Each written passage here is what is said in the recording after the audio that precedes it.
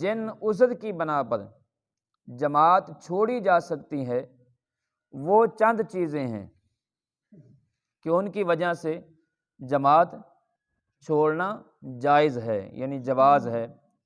مریض جسے مسجد تک جانے میں مشقت ہو، ایسا مریض کہ مسجد تک جانے میں تنگی محسوس کرتا ہے،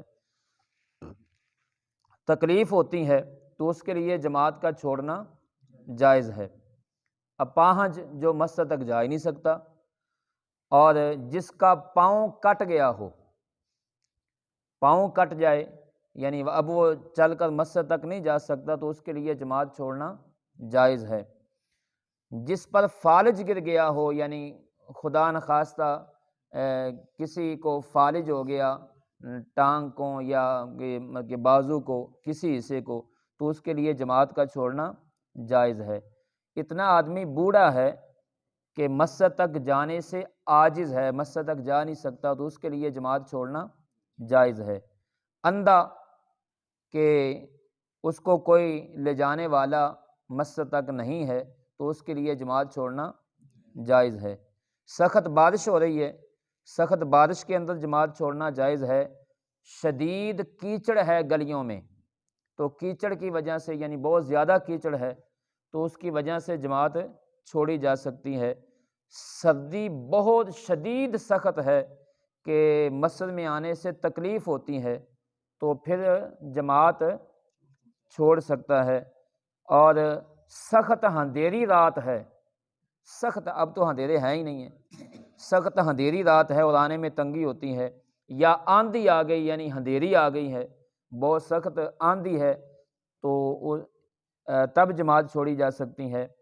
مال یا کھانے کے تلف یعنی ضائع ہونے کا اندیشہ ہے، یعنی مال ضائع ہو جائے گا یا کھانا ضائع ہو سکتا ہے، تو اس کے لیے جماعت چھوڑی جا سکتی ہے، یعنی یہ رخصت موجود ہے۔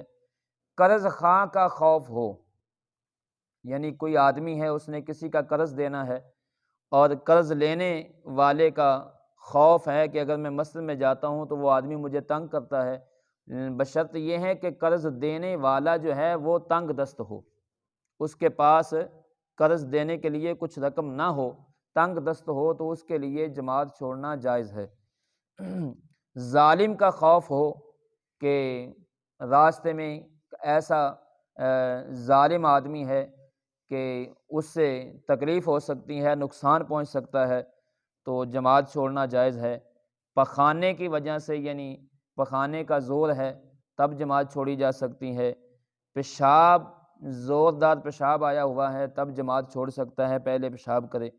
اس طرح ریا کا مسئلہ ہے، یعنی ہوا کا پریشر ہے کہ جماعت کے ساتھ شامل ہوتا ہے تو وضو قائم نہیں رہے گا، تو تب جماعت چھوڑی جا سکتی ہیں، پہلے ریح کو خارج کرے، اس کے بعد جو ہے وہ نماز ادا کرے۔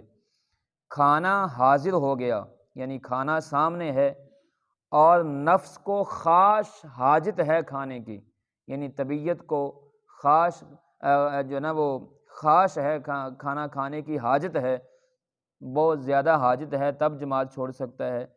تو قافلہ اگر راستے میں ہے کہیں، تو کہ اندیشہ ہے کہ اگر میں جماعت سے نماز پڑھوں گا تو میرے ساتھی جو ہیں قافلے والے وہ چلے جائیں گے، تو تب جماعت چھوڑ سکتا ہے۔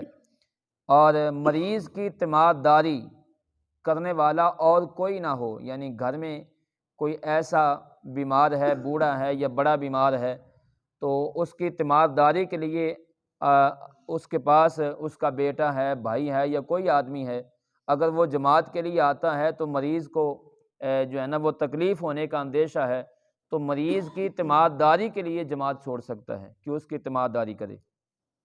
یہ وہ عذر ہیں جن کی وجہ سے صرف جماعت چھوڑی جا سکتی ہے، نماز کی معافی نہیں ہے۔ جماعت کے اندر رسول اللہ صلی اللہ علیہ وآلہ وسلم نے اپنے امتیوں کو رخصت دی ہے۔